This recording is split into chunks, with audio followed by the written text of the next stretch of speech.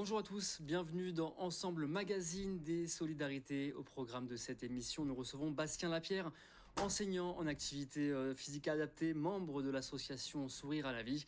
Bonjour. Bonjour. Depuis 2004, cette association accompagne enfants, adolescents et jeunes adultes atteints d'un cancer à travers des programmes personnalisés au sein de l'hôpital comme à l'extérieur avec des activités sportives.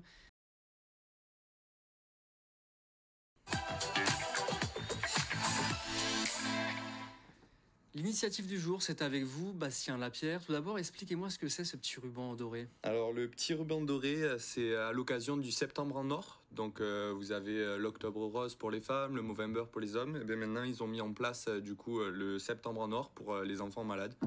Donc le mois de sensibilisation au cancer pédiatrique. D'accord. Est-ce que vous pouvez nous présenter votre association Sourire à la vie ? Alors l'association Sourire à la vie, c'est l'association phare dans l'accompagnement d'enfants atteints de cancer. Comme vous avez dit tout à l'heure, elle a été créée en 2004 par Frédéric Soto et cette personne est toujours aujourd'hui le président et directeur de l'association. Pour la petite histoire, c'est Frédéric dans sa jeunesse qui souhaitait apporter son aide aux enfants malades de l'hôpital de la Timone.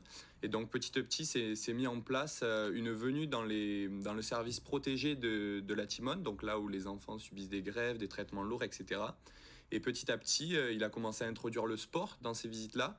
Et au bout de 2 ans, à peu près de tests, ça s'est mis en place officiellement et l'association Sourire à la vie a été créée. Et aujourd'hui, on compte 7 antennes, environ 450 enfants accompagnés chaque année et plus de 10 000 interventions par an à l'hôpital. Et c'est quoi l'objectif de cette association ? Donc l'objectif principal, c'est l'accompagnement des enfants malades durant tout leur parcours de soins. Donc ça va passer par le domaine physique, le domaine psychologique, on va aussi aider au niveau scolaire, etc. Et on va chercher au maximum à améliorer le parcours de soins de ces patients en rendant la convalescence plus facile, on va dire, plus agréable. Et on va aussi soutenir les aidants, soutenir les familles et chercher vraiment au maximum à améliorer le quotidien de ces enfants tout en préservant leur enfance, leurs rêves, etc. Et en quoi l'activité sportive a-t-elle un impact positif en fait sur les enfants atteints de cancer pédiatrique ?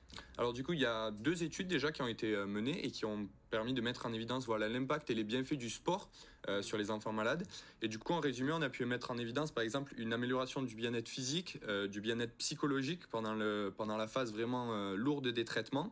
Et ensuite, on va aussi avoir une nette amélioration de l'estime de soi, parce qu'on va dire que c'est vraiment le principal effet secondaire, la perte de confiance en soi qui s'accompagne de la perte des cheveux, etc. etc. Et aussi, on va chercher vraiment à minimiser l'isolement de l'enfant. Parce que pareil, il peut rester parfois plusieurs semaines, plusieurs mois dans des chambres isolées avec juste un parent. Ils n'ont pas de visite de copains, ils n'ont pas d'école. Donc voilà, on cherche aussi à améliorer via le lien social. Et ça peut être quoi par exemple les activités proposées Alors principalement, nous on va proposer de l'activité physique, donc de manière adaptée. On va travailler sur plusieurs composantes, on va voir l'équilibre, le renforcement, la capacité cardio-respiratoire, etc. On essaie vraiment de leur faire garder une forme physique d'enfant lambda, si je peux dire. Et voilà, comme je l'ai dit, on va aussi vraiment apporter une grosse importance au niveau psychologique. Donc on essaye pas simplement d'être des professeurs de sport, entre guillemets, on essaye aussi vraiment d'être des proches de l'enfant, d'être amis avec lui et de l'accompagner tout au long de la maladie, qu'on soit comme un pilier pour lui.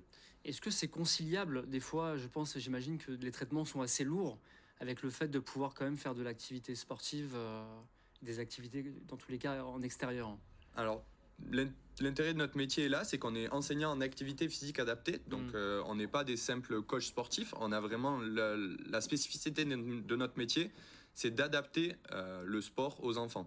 Donc vraiment, parfois il arrive qu'ils soient branchés en même temps qu'on fasse le sport, donc on met en place des choses pour que l'environnement soit sécuritaire.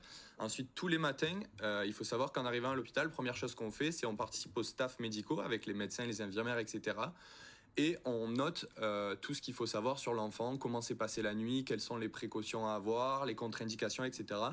Et ensuite, on va organiser notre intervention autour de ça. Donc il y a une évaluation matinale quotidienne et adaptée. Donc après, les activités sont adaptées en fonction des résultats de cette évaluation, en fin de compte. On va aussi l'adapter en fonction de l'humeur et des envies de l'enfant. Parce que forcément, il faut que ça soit un bon moment pour lui. Donc on va aussi discuter avec lui de ce qu'il a envie. Ok.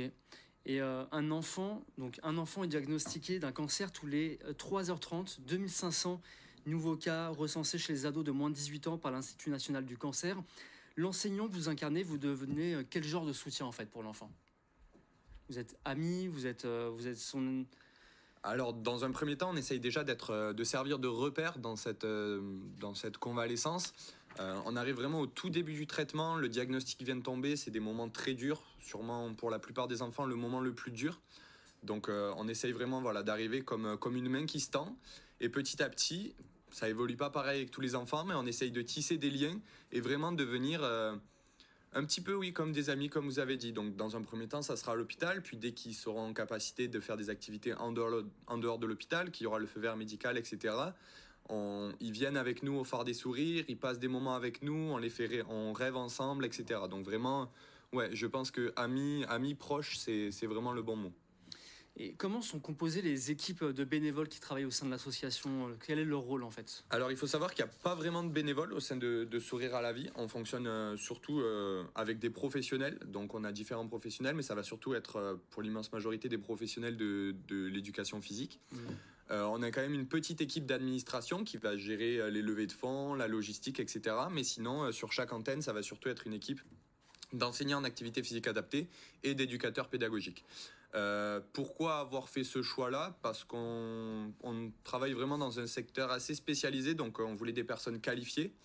Et ça permet aussi d'avoir toujours la même équipe pour vraiment garder cette notion de repère auprès des enfants. Vous n'avez pas des personnes qui changent toutes les 2 semaines. Ouais. C'est toujours les mêmes pendant 1, 2, 3 ans. Voilà. Et comment ça se mesure l'impact positif de ce que vous apportez en tant qu'association sur l'évolution de la santé des enfants en fait? On peut le mesurer ça? Alors du coup, comme je vous ai dit, il y a ces 2 études qui ont été menées et qui ont vraiment apporté des preuves sur l'augmentation de l'estime de soi, etc. Et ensuite, nous, comme on aime à dire aussi, en plus des résultats scientifiques qui, elles, ont une vraie valeur, on a aussi les témoignages et les retours des parents qui, pour nous, sont vraiment les plus belles récompenses du travail qu'on fait. De voir un enfant qui nous remercie, des parents qui souhaitent s'investir dans l'association pour aider à leur tour, etc. C'est vraiment la plus belle récompense pour nous et la plus belle preuve, le plus beau retour sur ce qu'on fait. Et du coup, vous, psychologiquement, au quotidien, en tant que membre de cette association, en tant qu'enseignant en activité physique adaptée, comment vous gérez cela psychologiquement pour vous-même? C'est pas trop, un petit peu particulier des fois, j'imagine, un peu dur? Alors, il faut savoir, oui, que c'est un contexte assez particulier quand même. Les moments sont pas toujours faciles, on apprend parfois des mauvaises nouvelles, etc.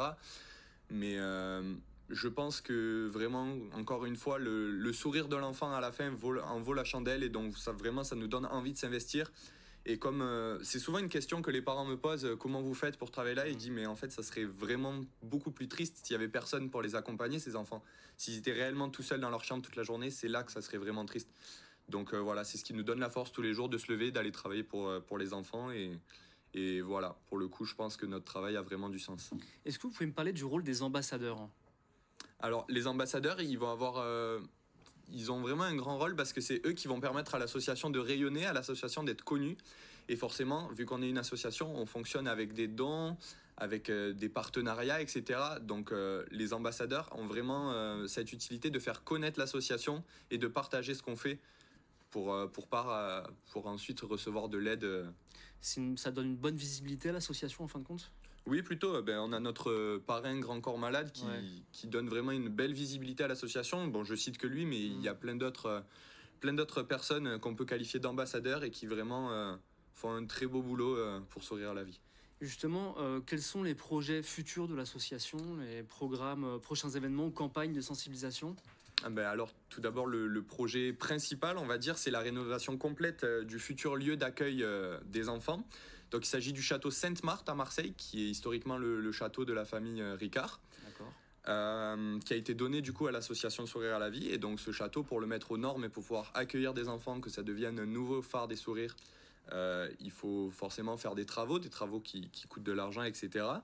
Et ensuite, dans un mois, on a 8 enfants qui vont partir pour un total de 3 semaines en Polynésie française. Ils vont partir en catamaran et ils vont pouvoir découvrir la nature là-bas, les fonds marins, l'archipel, etc. Donc ça, vraiment, c'est les 2 gros projets futurs. Et ensuite, sur des projets d'un peu moins grosse envergure, on a aux prochaines vacances scolaires, pareil, des séjours au phare des Sourires qui vont se faire avec différents groupes d'enfants des différentes antennes où ils vont pouvoir se retrouver et passer un bon moment pendant les vacances scolaires. Merci Bastien Lapierre. C'est déjà la fin de cet entretien bien trop court malheureusement. Merci d'avoir été avec nous et pour venir parler de cette noble association Sourire à la vie.